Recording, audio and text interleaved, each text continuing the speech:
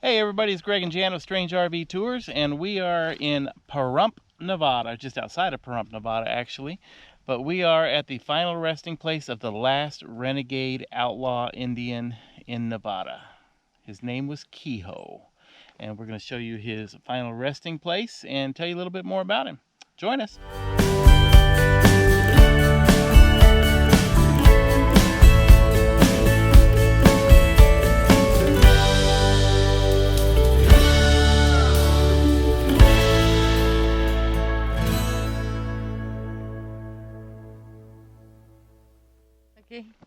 Okay, before we get started on this little story that we're going to tell you about Quehoe, the renegade Indian, if you don't mind, if you do us a favor and just hit the subscribe button down below this video, it would greatly help us out, and you'll become part of our family. Yeah. Thanks. Like I said, we are out just on the outside of Pahrump, Nevada, and we are on the edge of Cathedral Canyon. And this right here is the final resting place of Quehoe the Indian. It says Quehoe, 1889 to 1919, Nevada's last renegade Indian. He survived alone. And we've got some handprints down here. I doubt that they're his, but somebody put their handprints here. Okay, a little bit about Quehoe. Quehoe was a half-breed. He is believed to have been half Cocopah Indian, but the other half, we're not exactly sure. Some people say that he was half Mexican, that his father was a Mexican miner. Some people say that he was half Paiute Indian, and others say that he was half Caucasian. In any way, because he was a half-breed at the time, he was disavowed or disowned by the Indian tribes and the white people. So he really didn't have a home. In 1911, I believe, was when he started really getting into trouble. He had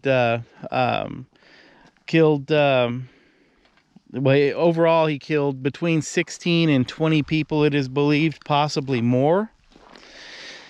But he holed up on the banks of the Colorado River, in the mountains surrounding the Colorado River. And we're quite a ways from the Colorado River here now.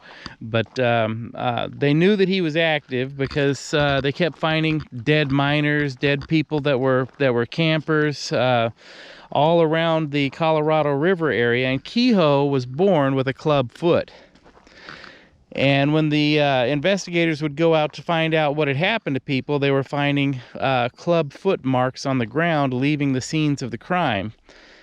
And they had, oh goodness, 4 or 5 different search parties over the year, posses that looked for him and never could find him. They put a bounty on his head. Yeah, at one time there was a $3,000 bounty on his head, but they never could locate him. The posse at times would come across a campfire that was still warm, but they never could capture him. But his club foot marks in the ground kept turning up around all these deaths. And there's one said that he killed his half brother. One website said that. Yeah. Yeah. But needless to say, he was the last renegade outlaw in Nevada. In 1940, some miners were searching in a cave trying to find a new place to mine when they came across a skeletal remains. I say skeleton. He was partially skeleton, partially mummified. And he was believed to have died in 1919, but the miners found his body in 1940 in a cave, and they determined that he had died from a rattlesnake bite because he had leather straps, I guess, or bandages on his leg from a rattlesnake bite. And he was brought the body was brought into Las Vegas and put in a mortuary, and the person that found him wanted to keep the body. He claimed rights to the body, but then an Indian, one of the Indian tribes, claimed that they had buried him in 1919, and that that wasn't Quehoe. Well, it turned out it was Quehoe, but the Indians wanted his body. The county of Clark County wanted his body, and the person that found him wanted his body. Until the mortuary told everybody that somebody was going to have to pay for the work that they had done to the body. And then nobody seemed to want him anymore. So, but I guess after staying at the mortuary for quite a while, one of the miners that had found the body, I believe, was who actually claimed the body, and he sold the body to the Elks Lodge, who then put it on display. They actually created a faux cave and would display his body during Eldorado Days in Las Vegas. Eldorado Days is a big event in Las Vegas. But then in the late 1950s, early 1960s, the Elks Lodge determined that the body was no longer a cash cow for them, as times had changed and people weren't as interested in seeing a dead Indian's body or bones. So somebody at the Elks Lodge took the body to the local city dump and just dumped the body in the dump. A local found the remains, the bones, contacted the city of Las Vegas and said, "Hey, I found a dead person out here in the city dump." Well, they came out there and quickly realized it was Quehoe's body. And so they had the remains brought to a cemetery in Las Vegas and buried in an unmarked grave.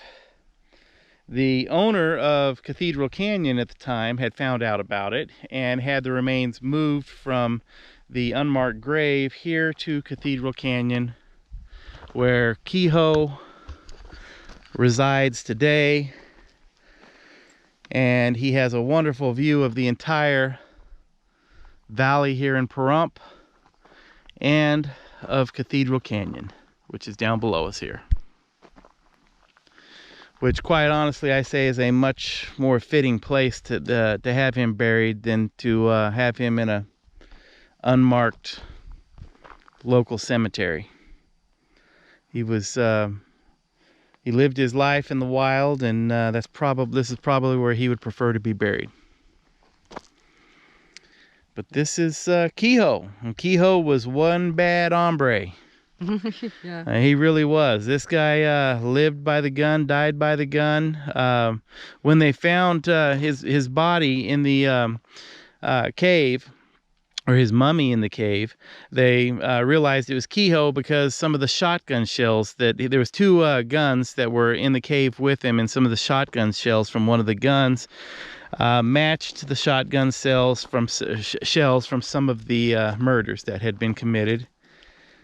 And they also found bow and arrow, a bow and arrows in the cave with him also. They said they were rudimentarily built. So, but Quehoe survived out in the absolute wilderness of the desert for at least 8.5 years by himself. Yeah. That's pretty amazing just in itself, because out here in the deserts outside of Las Vegas during the summertime, it routinely hits anywhere from between 114 and 117 degrees. Yeah. So just the fact that he was able to survive as long as he did was a pretty amazing feat. But anyhow, I'll hopefully post a few photos of when they actually found the body. And they may be a little gruesome, but not too bad, I think. I've seen them. They're black and white, and they're not too bad. It's a skeleton. So. Pretty neat to have little trinkets here. Yes. Like, so this is part of like a cactus or something. I don't know. I don't know what that's from. Neat looking. Wire, little cattail. Yeah. Yeah. Pretty cool. Pretty cool. Yep. I mean, there's a lot worse places to be buried than out here. Okay, well, we hope you enjoyed this little adventure that we went on to see Quehoe, the last renegade outlaw Indian in Nevada. If you enjoyed this video, please hit the like button. If you enjoy all of our videos, please hit the subscribe button. Hit the little bell up in the corner for notifications. Please share these videos and check out our Patreon channel, which the link for that will be below this video in the description. You guys have a nice day, and we'll see you again real soon.